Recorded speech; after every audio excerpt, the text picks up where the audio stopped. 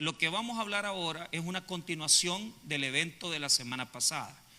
¿Se recuerdan lo que sucedió con el ciego de nacimiento? Los fariseos lo expulsaron. Dice el versículo 34. Mire lo que dice: respondieron y le dijeron: tú naciste del todo en pecado y nos enseñas a nosotros. Y le expulsaron. La palabra que utiliza es ekbalen, que quiere decir, o ekbalo, que quiere decir expulsar, sacar. El judaísmo expulsó al ciego de nacimiento, que había sido sano por Jesús. Y esto nos demuestra la razón del por qué Jesús va a desarrollar esta enseñanza del capítulo 10, que por cierto es una de las enseñanzas más hermosas de los evangelios. ¿Por qué? Porque lo que va a tratar de Jesús es explicarnos a través de analogía lo que implica el hecho de que los fariseos querían que el ciego, que había sido ciego y que había sido sanado, repitiera solamente el hecho de que dijera que no era Jesús el que lo había sanado, sino que la religión judaica en este contexto oprimía, imponía al hombre repetir lo que ellos querían que dijera. Y los religiosos imprimían temor en las personas que seguían el judaísmo. ¿Por qué razón? Porque amenazaban a los creyentes que si no creían y si no cumplían la ley como ellos la cumplían, iban a ser expulsados. Yo les hablé la semana pasada de una figura hebrea, se dice Jerem, una expulsión del judaísmo y de la sinagoga. Es decir, si a ti te expulsaban de la sinagoga, prácticamente eras un marginado, eras expuesto a una marginalidad terrible, y era condenarte prácticamente a no tener relación con el pueblo de Dios. Entonces, a este hombre los judíos lo expulsaron, los fariseos lo expulsaron, porque no quiso repetir lo que ellos querían que repitiera, y porque no quiso pensar como ellos pensaban. La base de las analogías y parábolas del capítulo 10 es la expulsión del ciego de nacimiento que ha sido sanado. Por eso hay que entender el capítulo 10 a la luz de lo que pasó en el capítulo 9. Ahora, ¿qué hace Jesús? Comienza, algunos dicen que es una figura de, de discurso explicando, porque recuerden que la semana pasada este hombre que había sido ciego prácticamente adoró a Jesucristo y declaró que Él era el Señor de su vida. Entonces, esa finalidad de ver, porque ya no es un ciego, porque sus ojos le permiten ver, pero también su espíritu ya mira, es la representación de lo que Jesús quiere que nosotros seamos, que veamos, que aprendamos a ver, que aprendamos a abrir nuestro espíritu para ver profundamente. Diga conmigo: ver profundamente. Entonces Jesús comienza una declaración que muchos dicen que es prácticamente como un discurso.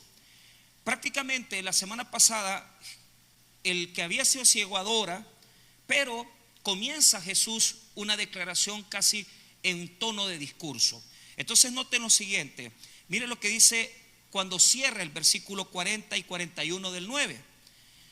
Entonces algunos de los fariseos que estaban con él, al oír esto, le dijeron: ¿acaso nosotros somos también ciegos? Jesús le respondió: si fuerais ciegos no tendríais pecado, mas ahora porque decís vemos, vuestro pecado permanece. De cierto digo, el que no entra por la puerta en el redil de las ovejas, sino que sube por otra parte, ese es ladrón y salteador. Entonces se nota que hay como una continuación del discurso. Los exegetas dicen, algunos dicen no, es algo diferente, pero se nota que Jesús está argumentando de lo que pasó con el hombre que había recibido la sanidad. Ahora, ¿cómo se explica esta enseñanza? Diga conmigo: parábola y analogía. ¿Por qué esta es una analogía o alegoría, como lo traduce el verso 6? Mire el 6. Esta alegoría les dijo Jesús, pero ellos no entendieron qué era lo que les decía. Entonces, en el mundo hebreo hay una palabra para parábola, analogía, para incluso hasta fábula, hasta proverbio. Y la palabra que se ocupa es mashal en hebreo. Pero en griego cambia la forma de traducir y cambia también la forma de pronunciar. En griego a la alegoría o analogía se le llama paraomí. Y esto implica, fíjese bien, implica prácticamente una diferencia de la parábola. Algunos exegetas dicen, ¿cuál es la diferencia entre la parábola del sembrador y esta enseñanza que Jesús va a dar? Lo explico rápido. En griego, como lo he dicho, cada una tiene su forma de explicarse y también su forma de funcionar. Te voy a dar un ejemplo. Cuando Jesús comienza a predicar de la parábola del sembrador, dice que el sembrador salió a sembrar y tiró la semilla, una cayó en tierra prácticamente alrededor del camino, al lado del camino. Otra cayó en medio de pedregales, otra cayó en espinos y la otra cayó en tierra fértil. Entonces, ¿cuál es el centro de la parábola del sembrador? ¿Cuál es? El centro es explicar la acción del sembrador y el propósito es enseñar de la semilla. Ahora, la diferencia entre una parábola y una alegoría o analogía, como lo he dicho, es lo siguiente. Cuando Jesús va a usar la alegoría, Él va a explicar varios símbolos, donde cada símbolo tiene un significado. Pero también hay una diferencia. Cuando Él cuenta la enseñanza, la analogía de el pastor, Él se pone dentro del escenario. Entonces, la diferencia es como que yo te comenzara a contar un cuento en donde cada símbolo tiene un significado. La diferencia entre una parábola y una analogía es que en la analogía todo tiene un significado. Y en la parábola tiene un solo sentido. En la analogía hay muchos símbolos que deben de ser interpretados de forma distinta. Incluso esta parábola, esta analogía parece como que fuera un cuento fantasioso, donde Jesús cuenta cómo un pastor llega, saca del redil a las ovejas, pero después las ovejitas le van siguiendo detrás porque el pastor va caminando y las ovejitas van siguiéndolo. Entonces es como algo fantástico. Pero la parábola no, la parábola son situaciones de vida diaria que Jesús toma para explicarle al pueblo cosas prácticas del reino de Dios. Entonces la parábola prácticamente se utiliza para enseñar cosas del día a día. Como que yo te contara, fíjate que fui al cerro yo en la mañana y de repente estaba nublado y te cuento algo que pasó hoy.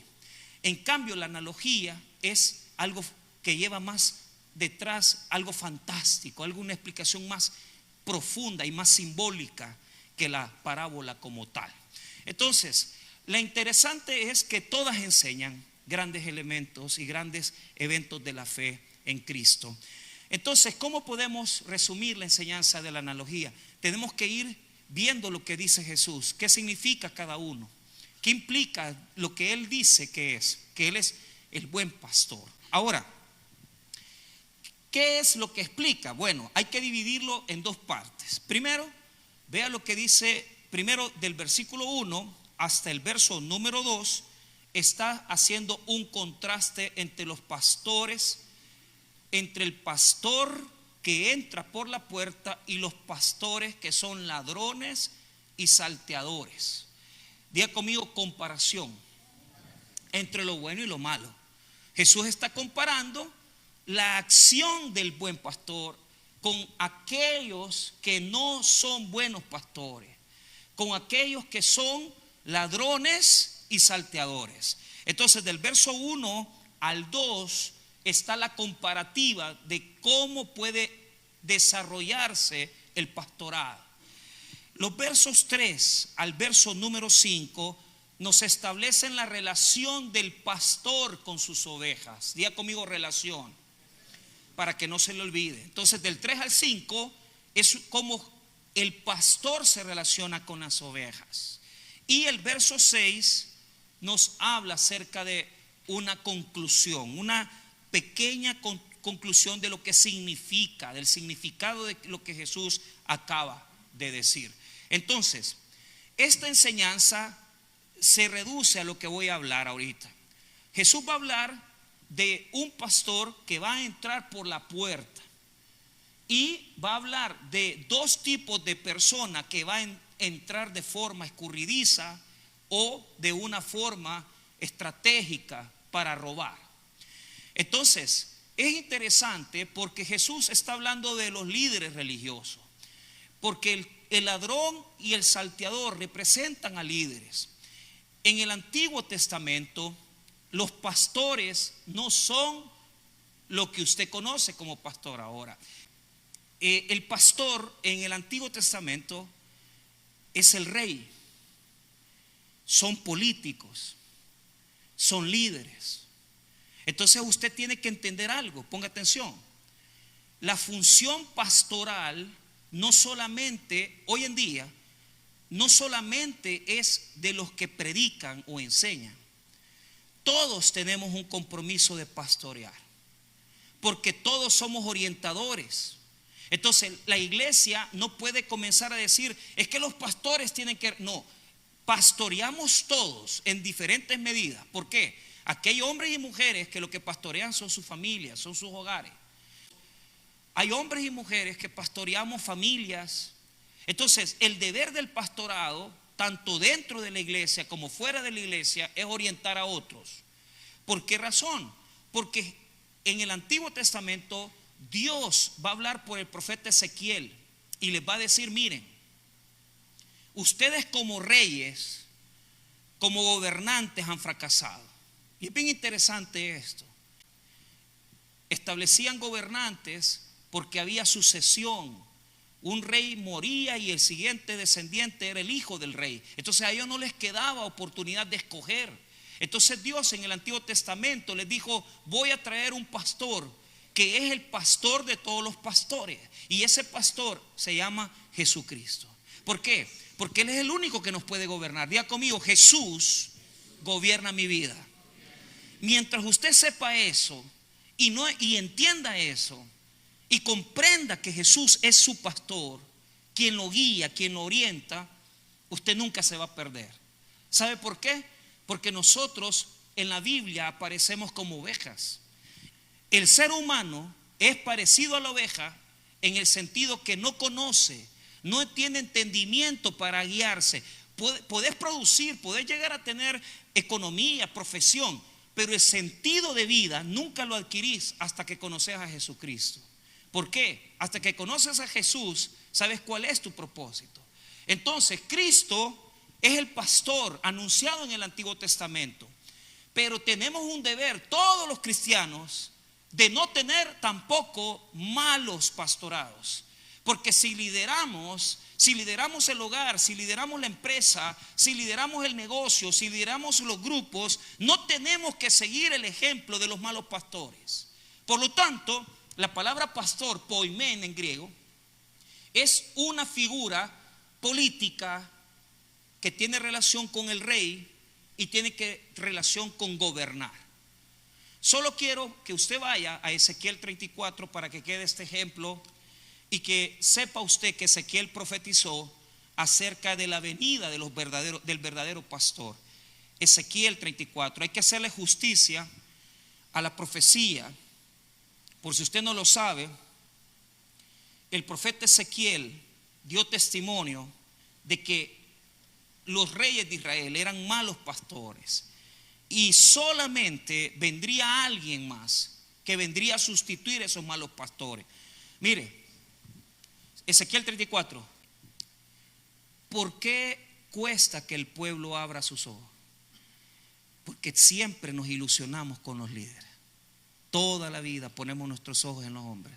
Ponemos nuestros ojos en los pastores, ponemos nuestros ojos en líderes, ponemos nuestros ojos en los hombres de política y se nos olvida que el rey verdadero es Jesucristo. Entonces no te dejes gobernar. Déjate gobernar por Cristo. Déjate gobernar por Dios, no te dejes gobernar por otros intereses. Pero ¿qué sucede? El texto de Ezequiel 34 nos avisa ya que hay malos pastores. Mire lo que dice 34, versículo 2. Hijo de hombre, profetiza contra los pastores de Israel. Profetiza y de los pastores. Así ha dicho Jehová, el Señor. Ay de los pastores de Israel que se apacientan a sí mismos. ¿No apacientan los pastores a los rebaños?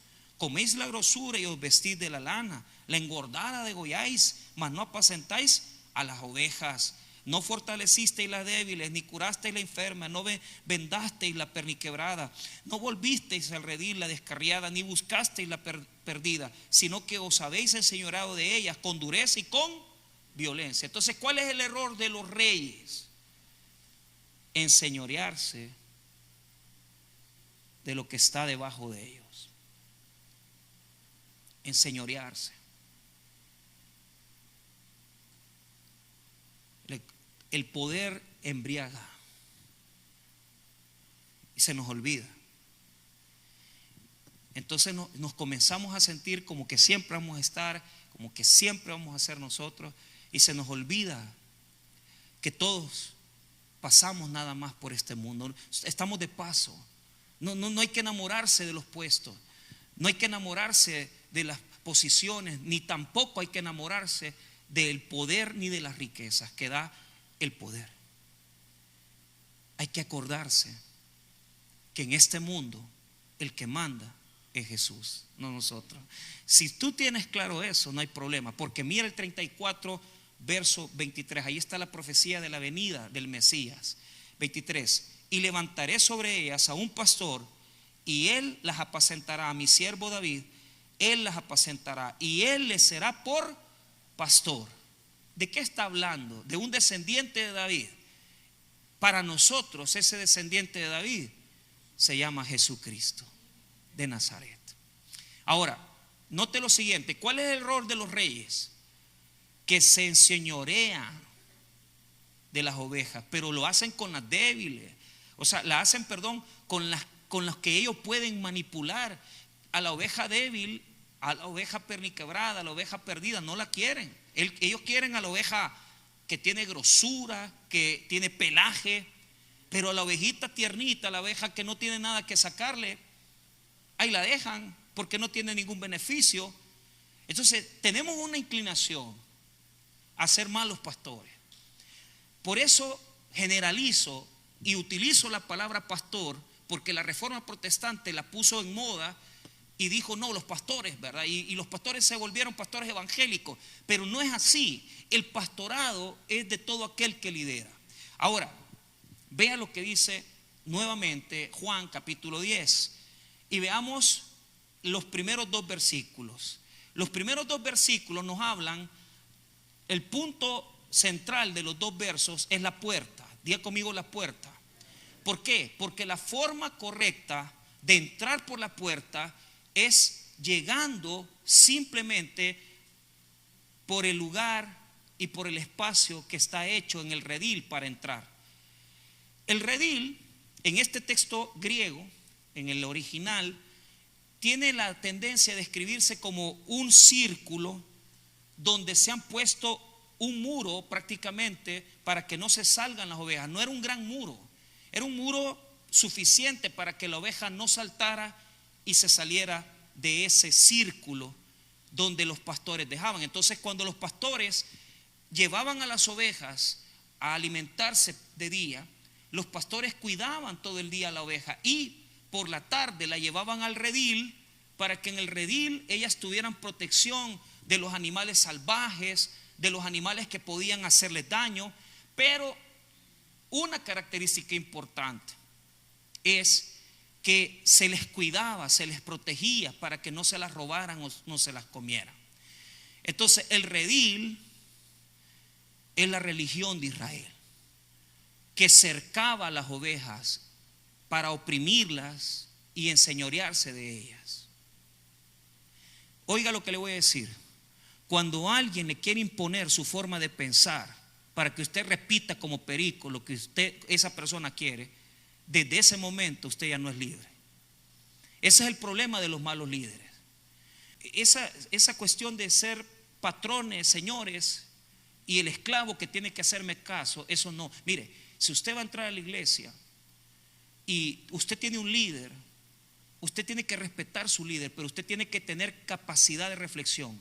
Amén. Se lo repito, capacidad de reflexión. Si el líder le dice vaya a tirarse al hoyo, no debería tirar al hoyo, hermano. O si el líder le dice haga algo que no debe hacer, no lo haga.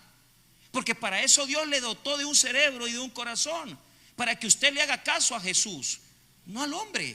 Pero ¿qué sucede? Muchas veces confundimos la autoridad con autoritarismo, y lo que provocamos es que la gente esté subordinada a nosotros para que hagan lo que nosotros decimos y queremos.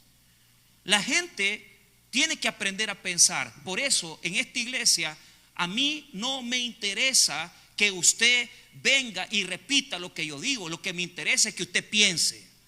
Pero también me interesa que aprenda a usar lo que le enseño. Pero si usted no aprende a usar lo que yo le enseño aquí, va a seguir siempre en el mismo fracaso, hermano. Discúlpeme, porque yo no enseño lo mío, yo enseño lo que está en la palabra. Entonces, no podemos en esta época del mundo, en esta época del cristianismo, imponerle a la gente. La gente no puede estar así. ¿Por qué? Porque imponer es hacer que la persona pierda su libertad y su capacidad de pensar. No, hermano, eso ya no puede ser. Vea lo que sucede. Mire esto, versículo número 1. De cierto digo, el que no entra por la puerta en el redil de las ovejas, sino que sube por otra parte, ese es ladrón y salteador. Dos tipos de personajes. El ladrón, ¿verdad?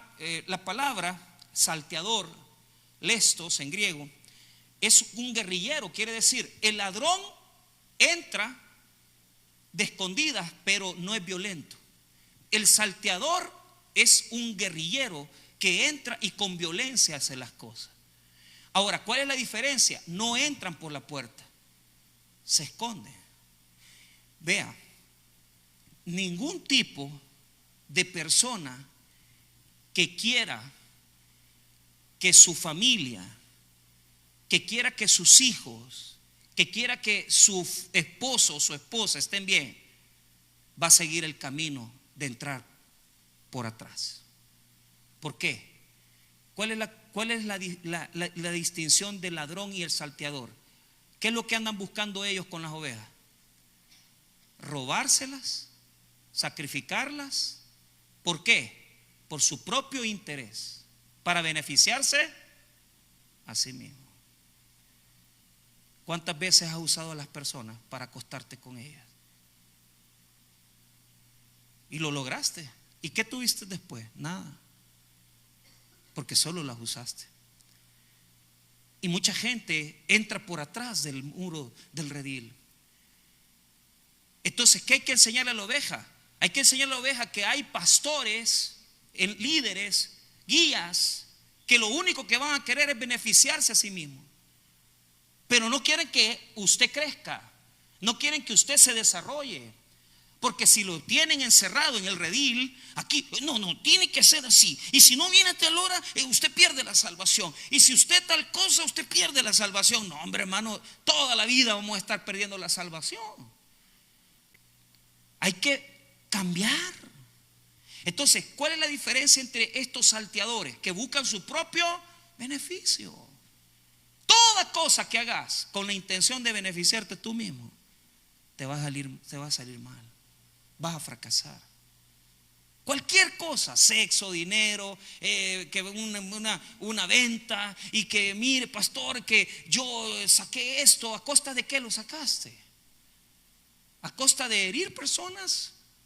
¿A costa de que te casaste con otra persona? ¿A costa de herir? Eso no funciona. ¿Por qué? Porque quiere decir que tú eres de los salteadores. ¿Cuál es la forma en que Jesús entra al redil? Vea lo que dice el verso 2. Mas el que entra por la puerta, el pastor de las ovejas es. ¿Y cómo es entrar por la puerta? El camino del amor. Mire, hermano, o quizás para que le sirva, tal vez, yo no. no es mi intención imponerle mi pensamiento. Si usted quiere ser un hombre y una mujer sabia, deje de andar usando a sus hijos para beneficiarse económicamente. Déjelos libres, hombre. Que piensen, que usen el cerebro y enséñeles para que no se equivoquen. Y si se equivocan, ¿qué tengo que hacer? Salió embarazada la cipota. Venga, hija, aquí estamos, somos sus papás. Echémosle para adelante. Aquí va a tener su casa siempre. Aquí tiene su cuarto. Hay que apoyar a los hijos, pero hay que enseñarles a pensar. Y la iglesia tiene que aprender porque la iglesia está muy sometida a reglas y leyes que no son de Dios. Piense, utilice su cerebro, utilice su espíritu, porque no hay nada peor que solamente todo por el orden, todo por la imposición, todo por la obligación. No, hermano, cada quien tiene a Jesús. ¿Por qué? Mire que ¿dónde entra Jesús? Por la puerta del amor. ¿Qué es lo que hace Jesús? Aquí estoy. ¿Qué es lo que hizo con el ciego de nacimiento? Lo llevó, le puso lodo en los ojos y le dijo, ¿qué le dijo? Andá, Siloé, lavate. Y cuando ya regresaba, él ya veía. Así es Jesús, por el amor, por la ternura, por la misericordia. Y cuando se acaba la misericordia, viene la justicia. Porque no creas que todo es amor, también hay justicia divina. Pero primero Jesús pone amor. ¿Y qué es lo que quiere Jesús? Que usted solito venga a la iglesia. Que no sea necesario que esté con las chiras que le sale, que esté con esos volados de las rodillas que no se quitan, que esté todo enclenque, enfermo, todo desplumado, viene, ya ni puede caminar. Después que el diablo lo ha jugado todo, quieren venir a la iglesia. No sea bobo, hombre.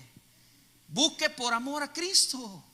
Si Jesús solo lo bueno tiene para nosotros, ¿qué mal quiere Jesús para nosotros? Nada. Él tiene vida en abundancia. Y entonces, ¿para qué andan buscando caminos de derrota? Ahí andan en el partido de fútbol. No pierdan el tiempo.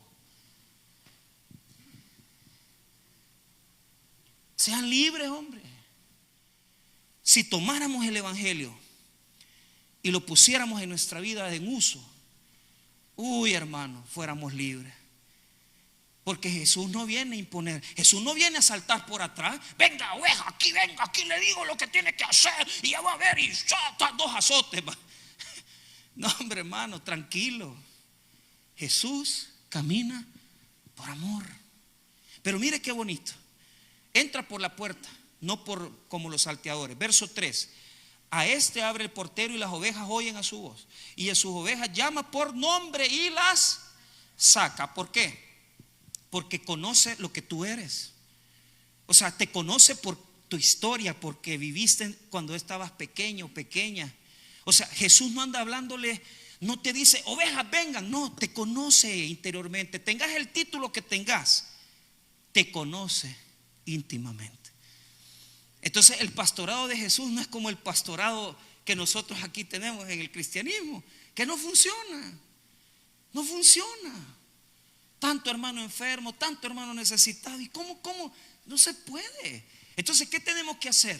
Sacar nuestros recursos. Saque lo que cree, saque lo que usted piensa, saque lo que usted tiene de fe. Que usted no tiene una fe en Cristo. Entonces, si usted tiene una fe en Cristo, aplique la fe en Cristo y deje de andar buscando que los hombres vengan a chinchinearlo, porque no lo van a chinchinear.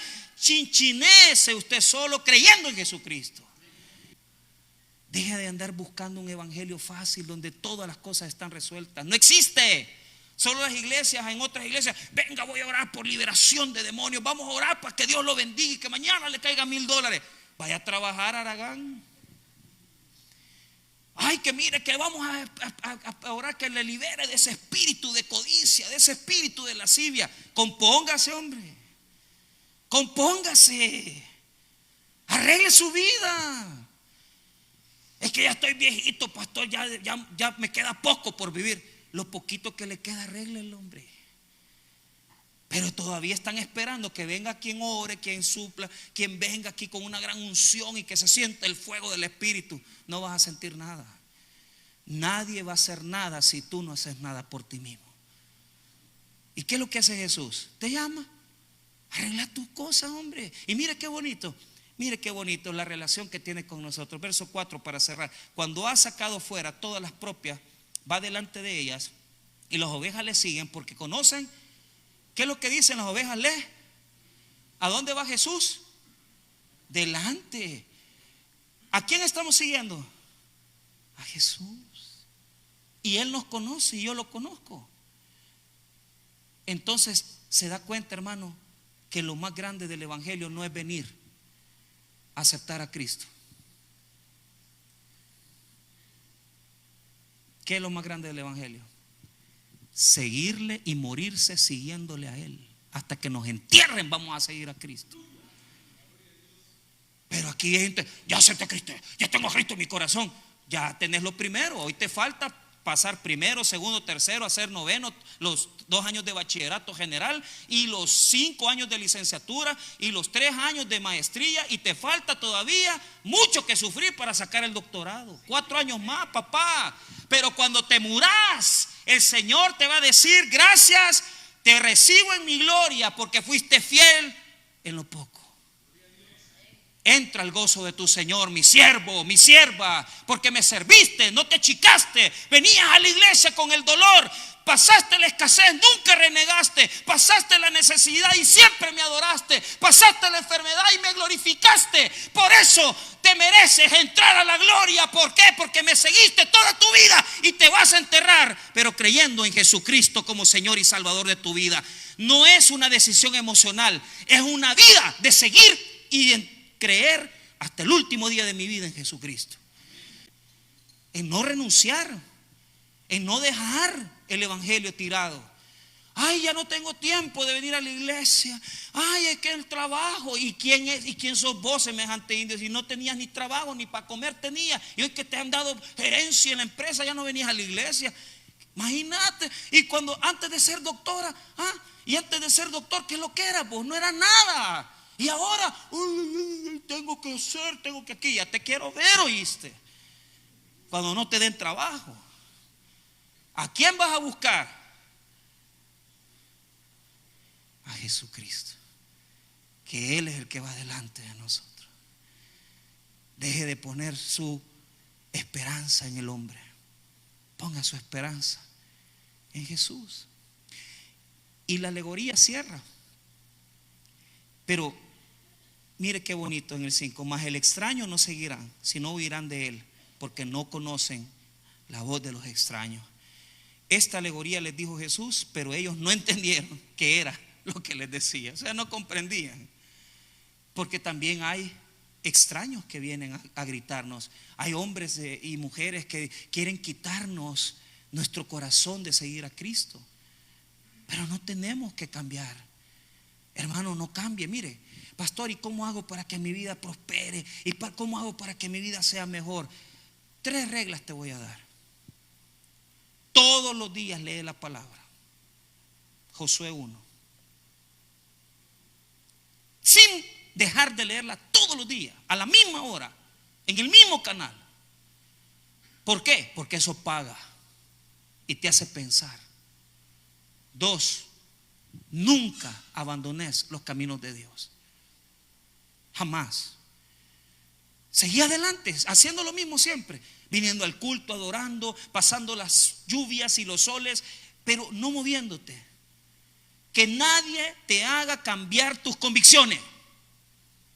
Si usted permite que cualquier pijullo venga a decirle: ay, es que la Biblia no dice eso.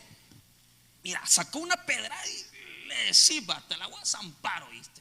Te andas metiendo con mi fe. Convicciones, nada de andar chillando. Ay, que no sé qué, ay, que no me ayudan, ay, que no me vean. Deja de llorar, hombre. Convicciones. Siga haciendo lo mismo siempre y va a triunfar. Y número 3, toda la vida que tropiezas, recuérdate que todos los verdaderos discípulos tropezamos, pero nos levantamos. ¿Quién te va a dar la fuerza? Jesús. Si te equivocas y te diste en los dientes, ya sabes dónde está la respuesta.